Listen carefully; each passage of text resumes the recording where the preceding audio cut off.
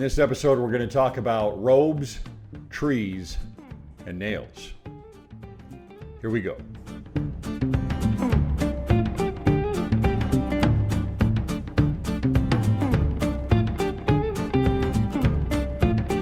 All right, so let's set the stage here. In the last episode, Christ had just gone through the trial. We can call it a mock trial.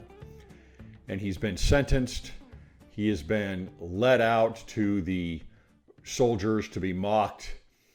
And now he is going to be sent up the road to Golgotha, to the place of the skull, as Joseph Smith calls it, the place of burial. And on his way up there are several women that are mourning with him. And as we said, that would be a normal thing for the women to be there with him.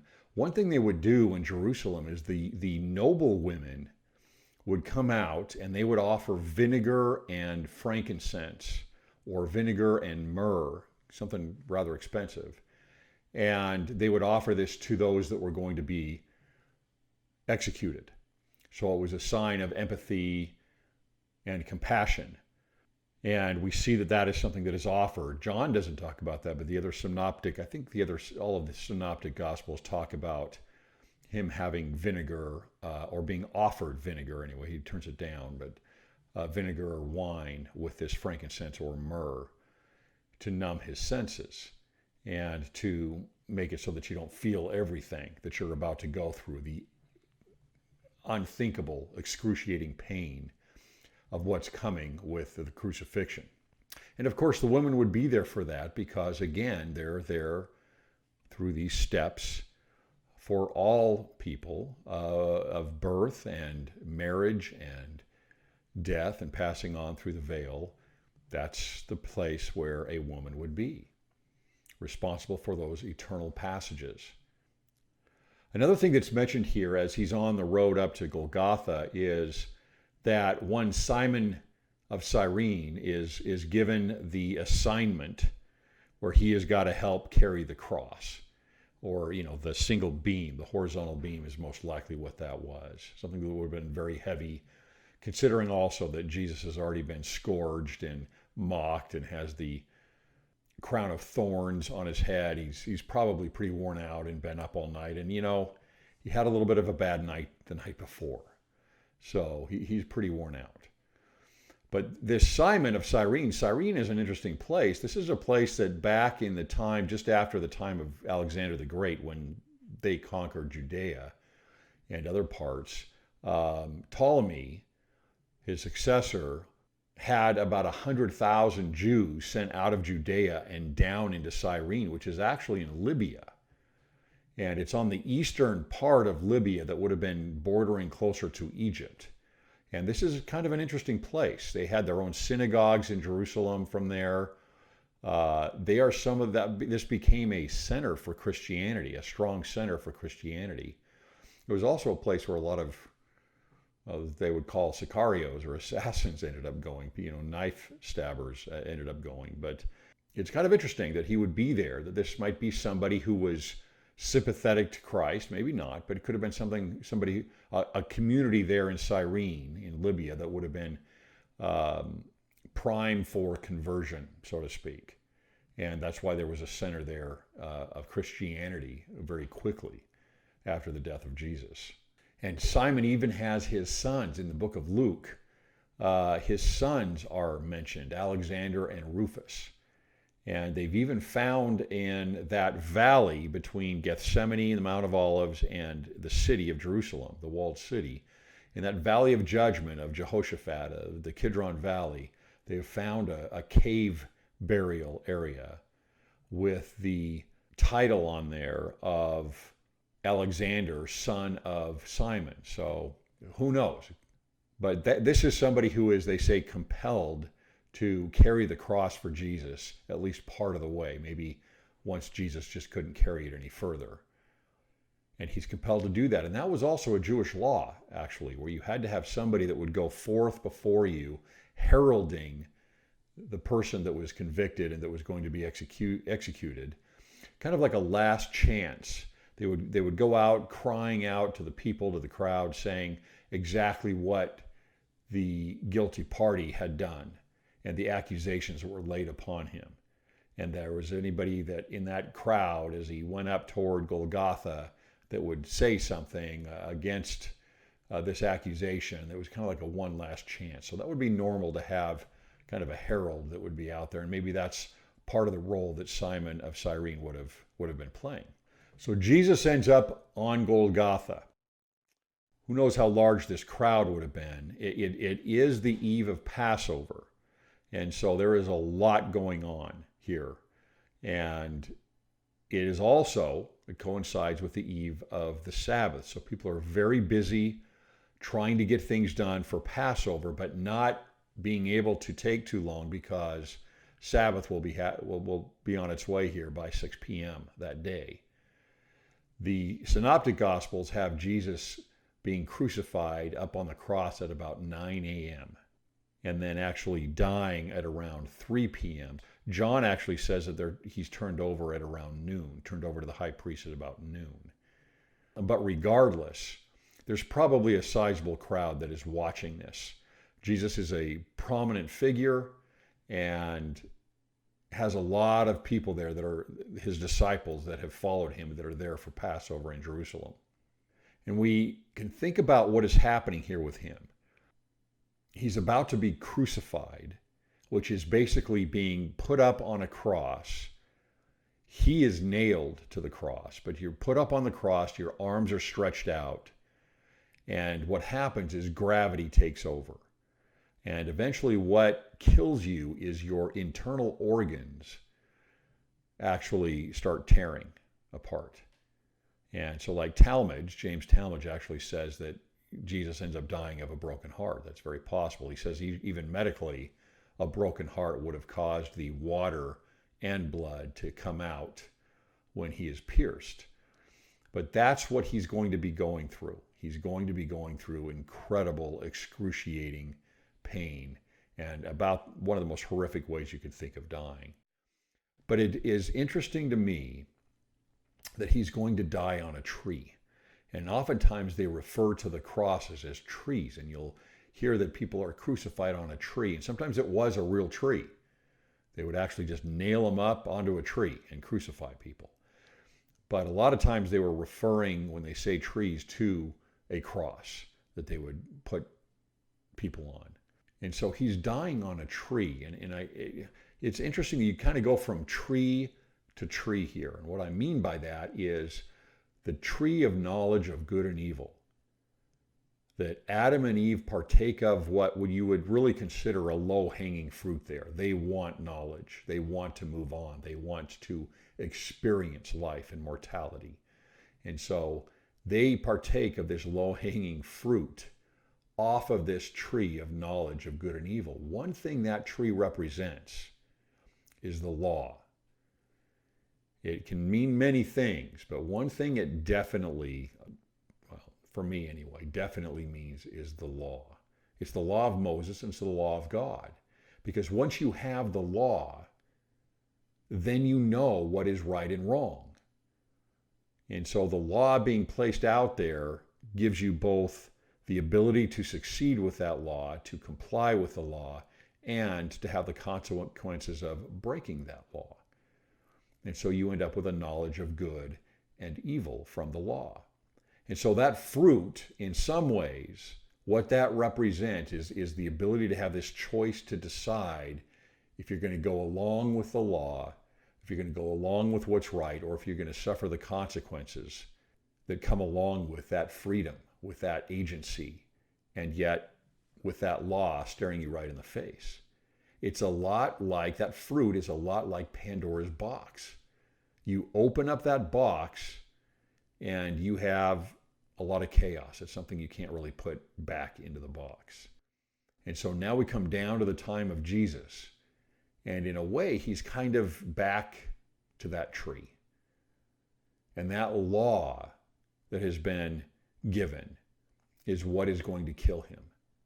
As I discussed previously, the law, ironically, it is the law that kills him. Here he is, the representation of the higher law, of mercy, of atonement, of service and suffering and bearing others' burdens. And yet the high priests, elders, and scribes especially are going to kill him and get rid of him so that they can stay with the lower law. And how are they going to do it? They're going to do it with the lower law. They're going to kill him with the lower law and get rid of the higher law. Of course, they don't actually get rid of him, do they? But that's what they're trying to do. They're trying to get rid of the higher law, just as their predecessors had done in the temple previously, getting rid of Christ, getting rid of the Son of God, and getting rid of the whole idea of making sacrifices a looking forward to the great sacrifice and to the higher law. So we go from tree to tree, from fruit, something sweet that you're looking forward to, and like the ability to learn and to experience and to adventure with life and in mortality. And you start with that fruit, and now that fruit becomes nails that are driven into Jesus's body. And that law, that tree, the knowledge of good and evil from how humanity handles that, is what ends up killing him. And that is what ends up getting rid of Christ always, it seems, is that lower law. We can't handle the truth. We can't handle that the ability to have the choice to try or try not to comply with what is right, with that knowledge of good and evil. But here specifically in this act, with the crucifixion of Jesus Christ, that law is going to kill him. It's those nails into the tree. The fruit came from the tree, and now the nails are being driven right back into the tree through his body. It's pretty ironic, really. And one thing that archaeology has given us is that we can kind of see sometimes how this was done around that time, actually. It may not be what you're thinking. We know that he was put nails into his palms and nails into his wrists to make sure that he was held up. Others were oftentimes just tied up. The nails were in his palms and in his wrists, and then in his feet. But we don't know exactly how that may have worked. We oftentimes think of his feet kind of crossed or together, and the nails being hammered in from the front. But archaeology has shown us that around this time, a number of crucifixions were done where actually the feet were on the sides of the post, and they were nailed in from the side. And so that could have been how it was with Jesus as well. And just as we have gone from tree to tree here, we go from king to king during this week of the atonement and this week of Easter, where Jesus on Palm Sunday is coming into this procession as what? As the king. The king that was the king of the temple, of that temple drama that would happen at the Feast of Tabernacles. He's brought in as a procession from his disciples with all of the palms, and he rides in, and where does he go? He goes directly to the temple, and he cleanses the temple as the great high priest of the Day of Atonement. And he comes back out of that temple representing that he is the Son of God. And then we see, as we've gone through this week, we see all of these themes that bring us to the Feast of Tabernacles, even though this is the week of Passover, where that focus on the King of Kings, the King of Israel, the Son of God, Emmanuel, which would be God with us. And how is God with us? Because he's born of a woman and lives amongst us. He takes on flesh. Just like John says in his first chapter, the Word became flesh. And here on the cross, Pilate has had King of the Jews put on the title of the cross. Each of the synoptic gospels has a variation of that, the King of the Jews. One I think is here, this is Jesus, King of the Jews. John's is a little different, where he actually has the title as Jesus of Nazareth, King of the Jews. And the biblical scholar Margaret Barker actually says that this is not Nazareth, that this is Nazorian in the Greek, which would mean something different. It is actually from the Hebrew of the word that means guardian. And guardian of what? Guardian of probably the covenant.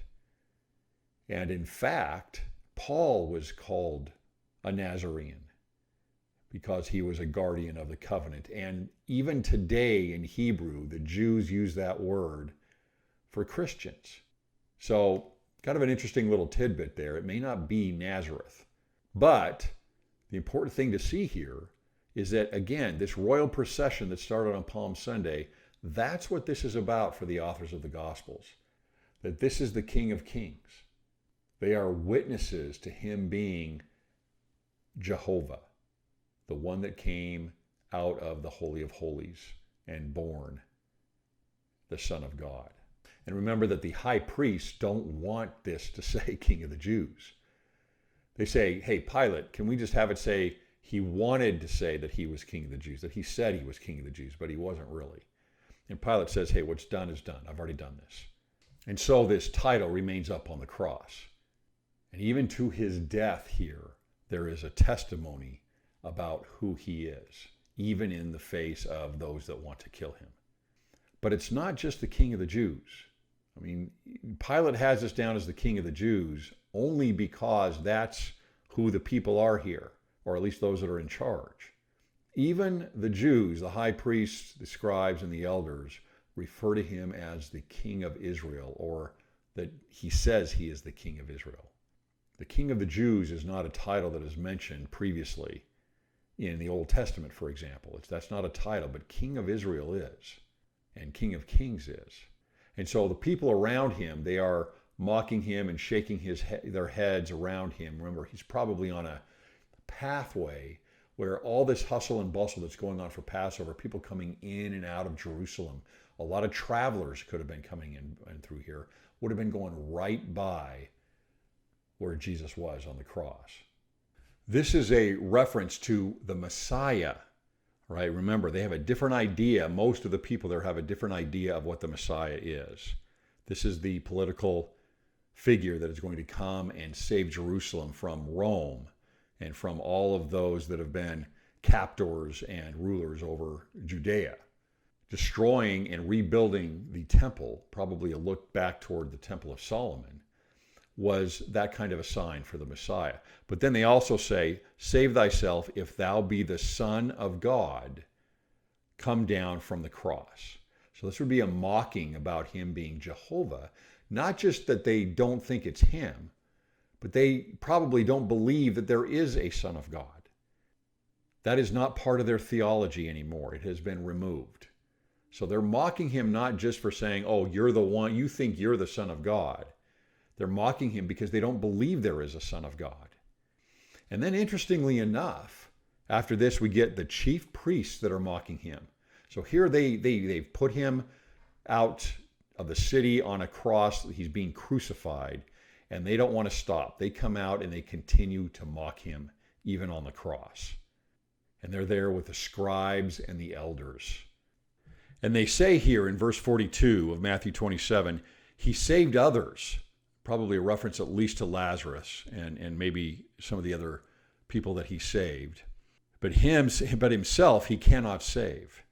If he be the King of Israel, let him now come down from the cross and we will believe him. So here they have on the cross the title that Pilate has in here engraven, which is King of the Jews. And yet here they are referring to him as King of Israel because they know that it's not about the King of the Jews there. It's a Davidic title that goes back to the Temple of Solomon and the temple drama there. The title is the King of Israel. That is who he is claiming to be. Not something more contemporary for just the Jews that are here. Remember, this is a temple drama that was for all of Israel before the northern kingdom and the 10 tribes were lost. So the proper title is what they've got here. It is the King of Israel. Then they follow up with that and they say, he trusted in God. Let him deliver him now if he will have him. For he said, I am the Son of God. So again, they go from the King of Israel, which would be the proper title, to the Son of God. That is what is key. And you can imagine in their minds what they're saying. They don't believe in the Son of God, right? They don't believe in the divinity of the Savior, of Jesus here, but they also don't believe that there is a Son of God that is coming. And so again, even with the high priests and those in charge of the temple, the scribes in charge of the scriptures, and the elders here with the priesthood, the rulers here, they don't believe in the Son of God. They don't believe it's not just Jesus. They don't believe in a Son of God at all. Then Matthew mentions the darkness that comes in at about the 6th hour. So this would be at about noon, right? So starting at 9 a.m. is when he would have been up on the cross, and he would have been taken down at 3 p.m. So 6 hours. Let me get my math here straight. But the darkness comes on in the last 3 hours at about noon. And according to Bruce R. McConkie, this last 3 hours, he actually ends up going through all of the same pains and sufferings and sin that comes upon him from mankind as he did in the garden the night before.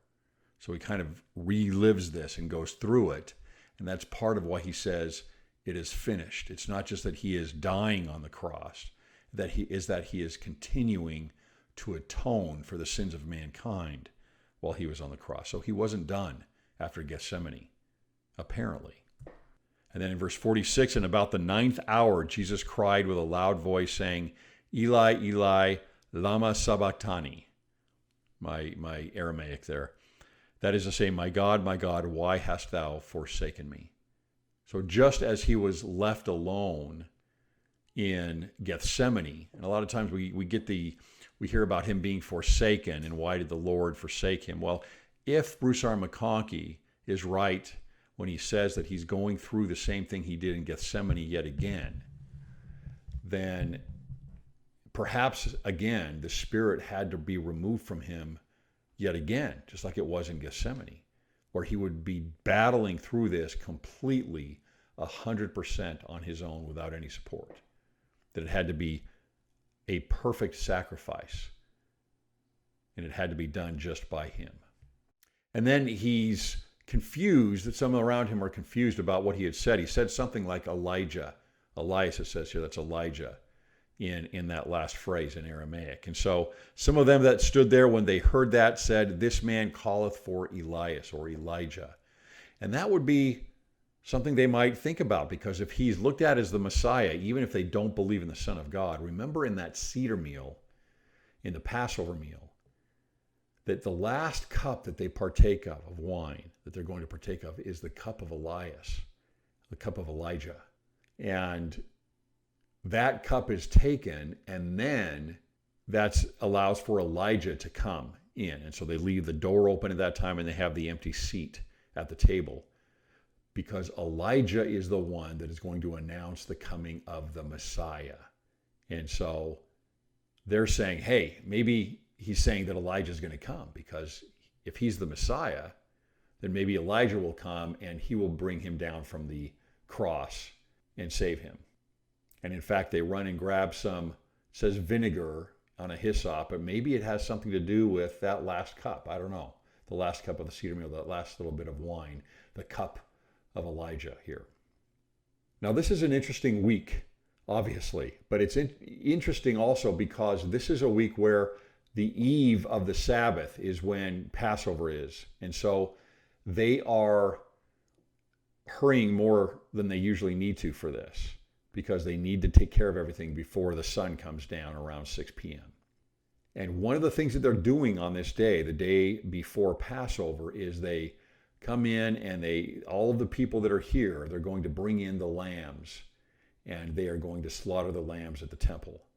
And so there's just so many people. They bring them in 3 separate groups. And so the timing here is exactly the same. And in fact, it would have been later in the day if it wasn't the Sabbath. But with the Sabbath coming, they do this earlier than they normally would. They would do this at about 2 p.m. with the slaughtering of the lambs. And this is the 5th hour that Jesus is up on the cross with an hour to go. So here, Jesus is the Paschal Lamb, right? It is his blood that is actually put over the doorways of the Israelites in Egypt to protect the firstborn. And here the timing is exactly the same, where because of the day that this Friday is with Passover, they are slaughtering the lambs earlier, right at the same time that Jesus is dying. The other thing that would be happening at this time is that the horns, the shofars, they're blowing the shofars at around this time which is about freeing Israel from the Egyptians, right? It's the taking them out of captivity. And that's what Jesus is doing for all of us right at this time, as he goes through these pains of Gethsemane again, and he suffers through his mortal death here. And of course, where is he going to go after he dies? To the captives in the spirit world, where he's going to free them as well, or at least give them the ability to be free, just like he does with us. And so these shofars, you can imagine the women that are all around here and the disciples that are all around near the cross. It says afar off, but John has them a lot closer. As Jesus is up here on Golgotha dying, and they are mourning him, the lambs are being slaughtered over in the city at the temple, and the shofars that they would definitely be able to hear are being blown at the same time. That Jesus is here dying on the cross. That's surreal. It's an amazing scene. And again, we have the women that are here gathered around, and each of the Gospels this time talks about the women that are around. John likes to focus a little bit more on this, again, because his job is to fill in the gaps about Jesus being the Son of God, that title, and everything that goes with that title. That is his focus. And part of that is the women. Part of that especially is his mother, where she is mentioned more in John than any of the other Gospels. And she's here at the cross. Of course she is. And the other women are there at the cross. Of course they are, because they are there as a representation of the women as Jesus is going to pass on to the next world. And John has Jesus talking to Mary and saying, "Woman, behold thy son," to John, the beloved. And then to John, "Behold thy mother." That's kind of interesting too, because what about his stepbrothers, which he does have? But they are not convinced of his divinity. They are not convinced about him, and there's some conflict there that we read about a couple times in the Gospels. And so Jesus probably did not trust them with her. She may not have been their mother. And so he gives John the responsibility, the beloved, of watching over his mother at this time. And then in verse 50, this is pretty interesting to me, because I don't really understand. I've thought about this. I can't come up with anything yet. But it says this, and I think a couple or few of the Gospels, it says, Jesus, when he had cried again with a loud voice, yielded up the ghost. I don't know what that means. That to me has got to mean something. It's there for a reason, that he cried out at that time. What is he crying out? What is he saying right at that point? There's something, I wish we knew what he was saying at that moment. I don't know that it's just a yell. I doubt it. Unless maybe it's some yell of victory. I don't know. But it seems to me that there's something that the gospel authors don't want to say, perhaps, about what exactly he is saying right before he dies here. And the synoptic gospels have the Savior dying, and with his death, we have the renting of the veil in the temple, which is fascinating. John doesn't say this. He doesn't talk about the veil being rent in the temple, but he does. He's the only one that instead gives the piercing of his side with the spear from the soldier. And that's really the same thing, at least symbolically. Why would the temple veil rent at this time? Well, of course, what it means symbolically is a couple things. First, it rents open because the Holy of Holies is now open for everybody. In other words, we're all open because of what Christ did. The pathway back to him, to the Holy of Holies, to the beginning, is open because of what the Savior did in his sacrifice here. And that being complete, that temple is rent, that veil is rent, because we can now return to the Holy of Holies. The second thing to look at is, what is the veil? The veil is physical matter. That's what the veil is. When we talk about there's a veil between us, when we pray through a veil, remember that a veil is physical matter. That's really what it means. It is mortality. It is flesh. It is the earth. It's made of 4 colors. That temple veil is made of 4 colors. So it's kind of like the 4 elements. And so this is our physical matter. It is, when we talk about the veil that we're hidden behind from God, it's physical matter. Our spirits are held within what? A temple and a veil. Our bodies are veils that we are held behind, and that we can't see certain things because we're held behind the veil of a body. So as Jesus dies here and as his body is pierced, the temple veil is rent open because it's his body. It is physical matter that is broken. Just as his body is broken, like we break the bread for sacrament. That pathway is opened up through the lower law, the carnal law, the physical law is opened up for us to go through and get to our spiritual home. And the priestly robes here then. And in John, it specifies something a little bit more specific. It says that they parted the robes 4 ways. Well, 4 colors on the tent. There are 4 robes at least that are used, maybe 5 total if you look at it a certain way, that are used for a high priest. So Jesus likely, possibly at least, is wearing robes of a high priest. He was the high priest. He was the great Melchizedek.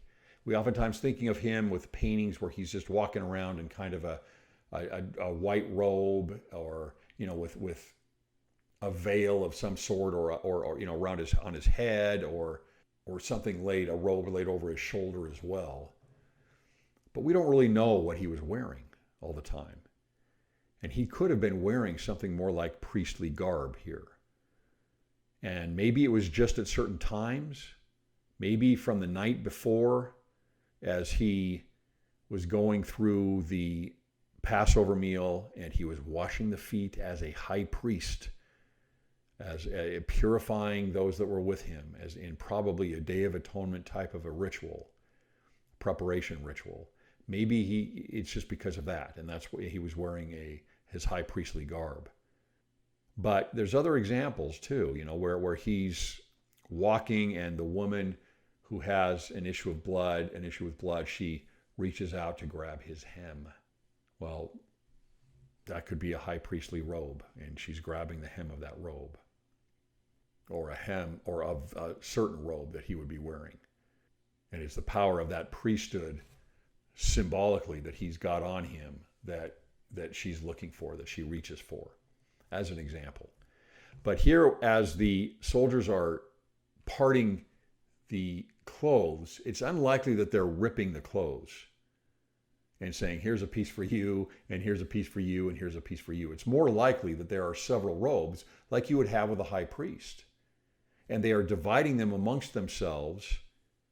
And then maybe they're looking at this nice blue tunic where we are told that there is no seam in it, because that's how that blue tunic is that is worn over. It's opened up at the sides. It would be pulled together with a belt, but it would have no seams in it. And so it seems, no pun intended, it seems that there is, possibly he's wearing high priestly garb, and maybe he wore it a lot. And then lastly and quickly, we have Joseph of Arimathea goes to Pilate and asks for the body of Christ. Joseph is very high up. He's possibly in the Sanhedrin even, or a member somehow of it, but he is a part of society here, of establishment society, but he is a disciple of Jesus.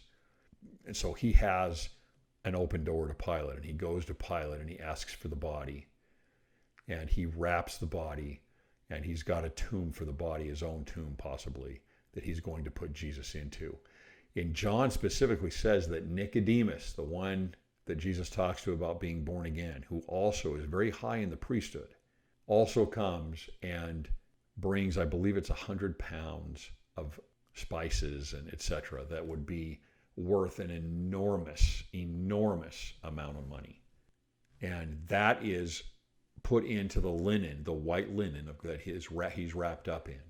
And that's what they do for kings. That's how a king would be buried. is with all of those spices and fragrances. And so again, a royal theme. And so where mortality was brought in by the fruit of a tree and doomed us all to judgment, Christ as well is actually wounded from the tree all the way to his death.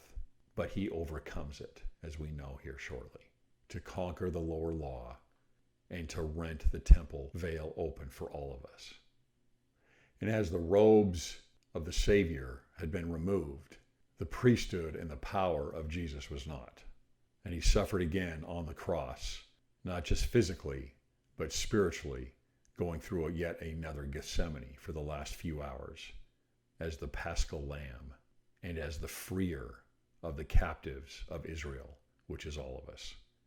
Even the nails of the law that pierced his palms and pierced his wrists and pierced his feet and stuck him to the tree did not doom him or any of us to an eternal consequence that is hard to even imagine. Instead, it's faith, hope, and charity that are produced by the payment of Christ, the suffering of Christ, and eventually the great victory of Christ. I'll talk to you next time.